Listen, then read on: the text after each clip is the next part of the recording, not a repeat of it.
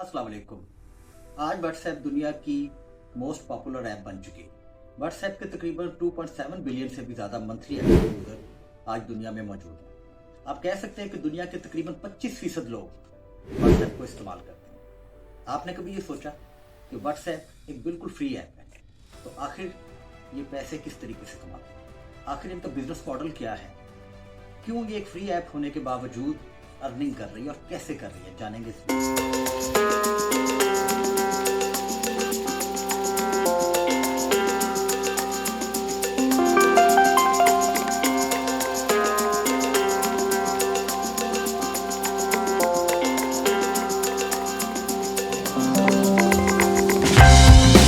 WhatsApp को start किया गया 2009 में। इसको बनाया ब्रायन एक्टन और जैन कॉम ने। ये दोनों दोस्त थे और को फाउंडर हैं व्हाट्सएप के। ये दोनों याहू कंपनी के एम्प्लॉय थे। याहू कंपनी से जॉब छोड़ने के बाद दोनों ने बहुत सारी कंपनीज में जॉब के लिए अप्लाई किया, मगर दोनों को कहीं से अच्छा रिस्पांस नहीं मिल सका। दोनों ने फेसबुक पर अप्लाई किया, मगर दोनों रिजेक्ट हो गए। दोनों ने ट्विटर पर अप्लाई किया, मगर दोनों को रिजेक्शन मिली। अपने एक ट्वीट में ब्रायन एक्टन ने कहा कि मैंने ट्विटर पे अप्लाई किया, मगर लगता है कि ट्विटर तक पहुंचने का रास्ता बहुत लंबा है। और उन्होंने इसके बाद फेसबुक में भी अप्लाई किया और रिजेक्शन के बाद एक ट्वीट किया जिसमें उन्होंने कहा कि फेसबुक ने मुझे रिजेक्ट कर दिया है और मेरे लिए ये एक नया और अच्छा मौका है नए लोगों से मिलने का, और मैं अपने नेक्स्ट एडवेंचर के लिए राजी हूं। इन सब बातों में हैरान कर देने वाली बात यह है कि इसके ठीक 5 साल के बाद 2014 में फेसबुक ने व्हाट्सएप को $19 बिलियन दे के खरीदा, जो कि एक बहुत बड़ी रकम है। अब बात करते हैं कि इन दोनों को ये आइडिया किस तरीके से आया कि इस एप्लीकेशन को बनाया जाए। असल में जैन कॉम, जो कि जिम जाने के बड़े शौकीन थे, वो जब जिम जाते तो अक्सर उनके दोस्त उनको कॉल करते, तो वो कॉल्स को मिस करते थे और उनको इस बात का बाद में अफसोस होता कि मेरे दोस्त मुझे कॉल कर रहे थे और मैं कॉल अटेंड नहीं कर सका। लिहाजा उन्होंने सोचा कि कोई एक ऐसी ऐप होनी चाहिए जो मेरे दोस्तों को मेरे स्टेटस के बारे में, मेरी एक्टिविटी के बारे में आगाह कर सके। इस आइडिया को बेस बनाकर इस ऐप को बनाया गया। स्टार्ट में जब इस ऐप को डेवलप किया गया तो इस वक्त ये सिर्फ एक ऐप थी जो आपका स्टेटस बताती। स्टेटस से मुराद, जैसे आप रेस्टोरेंट में हैं तो आप ऊपर लिख सकते हैं कि आई एम एट रेस्टोरेंट। अगर आप जिम में हैं तो आप लिख सकते हैं आई एम एट जिम। और ये इसमें किसी किस्म की कॉल सर्विस, SMS सर्विस या पिक्चर और वीडियो सेंडिंग सर्विसेज मौजूद है। उस वक्त जो लोग इस ऐप को इस्तेमाल कर रहे थे, उन्होंने इस ऐप को एक मैसेजिंग ऐप की तरह इस्तेमाल करना शुरू कर दिया।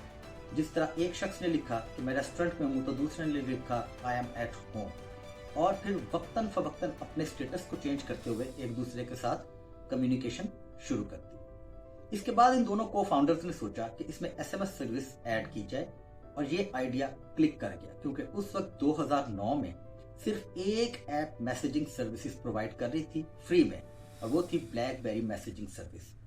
और उसके लिए आपके पास ब्लैकबेरी फोन होना बहुत जरूरी था।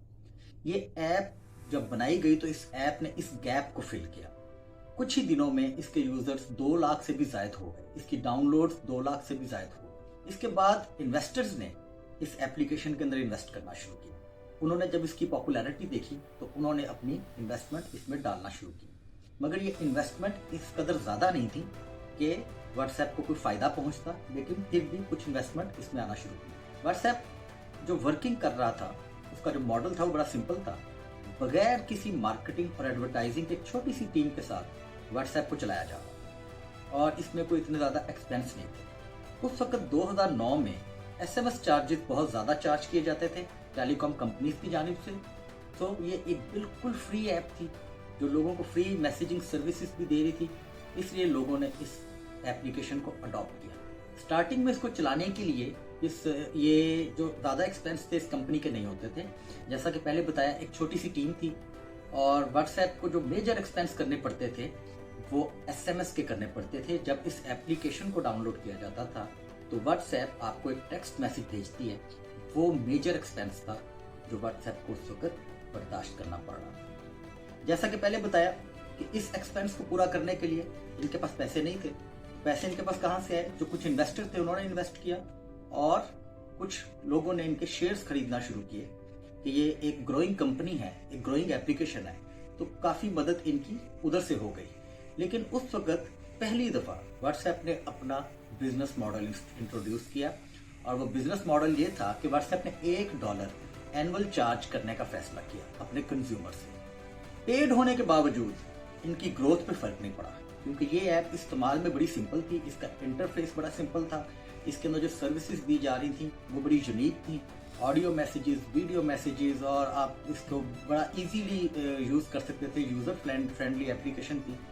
तो लोगों ने $1 फीस होने के बावजूद इसको रिजेक्ट नहीं किया, इसको कबूल किया और इसको सक्सेसफुल बनाया। तकरीबन 2 सालों में ये एप्लीकेशन प्रॉफिटेबल बन गई। इसके बाद फेसबुक ने 2014 में इसको $19 बिलियन देकर खरीद लिया। वैसे तो मार्क जुकरबर्ग 2012 से इसको खरीदने की कोशिश में थे, मगर ये डील 2014 में सक्सेसफुली तय पा गई और ये व्हाट्सएप के जो दोनों को फाउंडर्स हैं इनकी एक मीटिंग गूगल के सीईओ सुंदर पिचाई के साथ भी हुई, मगर वो इतनी सक्सेसफुल नहीं हुई, लिहाजा फेसबुक ने व्हाट्सएप को खरीद लिया।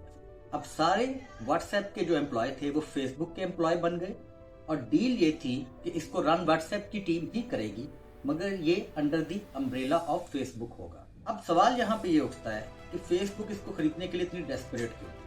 इसलिए क्योंकि फेसबुक मैसेंजर का उस वक्त में जो सबसे बड़ा कंपटीशन था वो व्हाट्सएप के साथ था। सेकेंडली व्हाट्सएप के पास एक बहुत बड़ा यूजर डाटा अवेलेबल था। जैसा कि आपको बताया कि व्हाट्सएप और जितनी भी बड़ी कंपनीज हैं, फेसबुक, गूगल, व्हाट्सएप, ये आपके डाटे को स्टोर करते हैं और इन हर एक कंपनी की जो डाटा की यूजेज की पॉलिसी है, प्राइवेसी की जो पॉलिसी है वो डिफरेंट है। तो फेसबुक की बेसिकली जो नज़र थी वो व्हाट्सएप के डाटे की तरफ थी। इतना बड़ा इनका कंज्यूमर का बैंक है, ये इनके जो कंज्यूमर का जो डाटाबेस है वो इतना बड़ा है जिसको हम फ्यूचर में यूटिलाइज करके फेसबुक अर्निंग कर सकती है। और जैसा कि पहले बताया कि कंपटीशन उस वक्त फेसबुक मैसेंजर का सबसे बड़ा व्हाट्सएप ही था, इसके अलावा और कोई कंपटीशन फेसबुक मैसेंजर का उस वक्त नहीं था। लिहाजा मार्क जुकरबर्ग ने ये सोचा कि अगर व्हाट्सएप को ही खरीद लिया जाए तो उनका एक कंपेटिटर जो है मेजर वो मार्केट से वाइप आउट हो गया। इसके बाद व्हाट्सएप के दोनों फाउंडर्स ब्रायन और जैन ये रातों रात बिलियनियर बन जाते हैं। इन दोनों ने ये ऐप सेल करने का फैसला क्यों किया? ये भी एक बड़ा इंटरेस्टिंग क्वेश्चन है।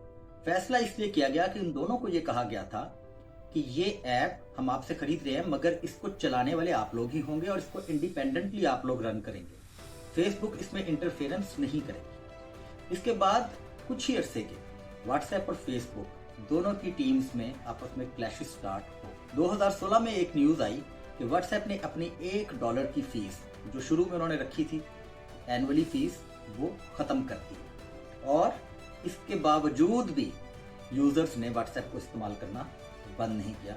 लेकिन इसकी बड़ी वजह क्या थी कि ये फीस 2016 में क्यों खत्म कर दी गई, ये एनुअल सब्सक्रिप्शन फीस क्यों खत्म कर दी गई? क्योंकि बहुत सारी कंट्रीज के अंदर जैसे इंडिया, पाकिस्तान, बांग्लादेश, वहां पे आज भी मेजर पॉपुलेशन के पास क्रेडिट कार्ड अवेलेबल नहीं।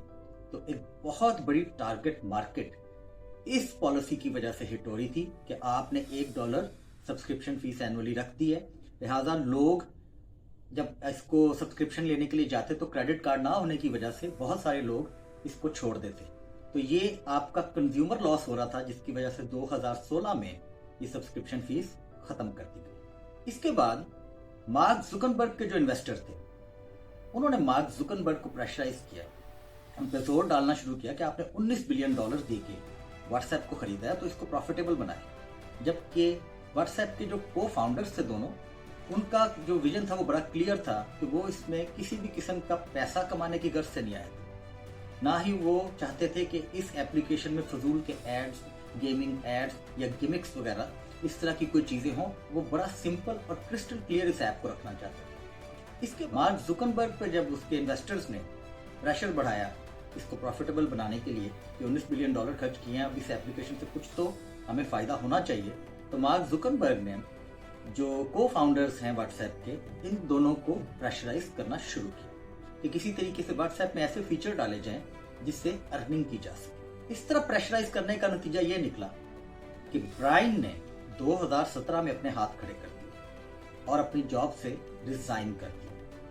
इसके बाद कुछ ही अरसे के बाद जैन कॉम ने भी अपनी इस जॉब को छोड़ दिया और उनका कहना यह था कि फेसबुक जिस तरीके से यूजर्स के डाटा की हैंडलिंग करता है, प्राइवेसी जो पॉलिसीज है इनकी, हम लोग उससे मुत्तफिक नहीं। हमारी जो एक विजन है वो यूजर्स के डाटे को लेके, उसकी प्राइवेसी को लेके बहुत क्लियर था, लेकिन फेसबुक जिस तरीके से यूजर डाटा को हैंडल करता है हम लोग उससे मुत्तफिक नहीं। और अब हम इस एप्लीकेशन को मजीद इसमें एडिशन करके या फीचर्स ऐड करके लोगों को बेच कर इसको प्रॉफिटेबल और नहीं बना सकते, लिहाजा इन दोनों को फाउंडर्स ने कंपनी से डिजाइन कर। इसके बाद मार्क जुकरबर्ग ने व्हाट्सएप के ऊपर टोटली अपना होल्ड कायम कर लिया और आज अगर आप देखें तो व्हाट्सएप मुख्तलिफ तरीकों से अर्निंग कर रहा है। बिजनेस मॉडल उसके बाद मार्क जुकरबर्ग ने इसमें काफी इंट्रोड्यूस करवाए, कुछ एपीआईज के जरिए से, कुछ दूसरी कंपनीज के साथ कोलैब करके व्हाट्सएप आज भी अर्निंग कर रहा है। ये तो एक छोटी सी स्टोरी थी व्हाट्सएप की जो आपको सुनाई। उम्मीद करता हूँ आपको स्टोरी पसंद आई होगी। बहुत शुक्रिया, मुझे इजाजत दें। अल्लाह हाफिज।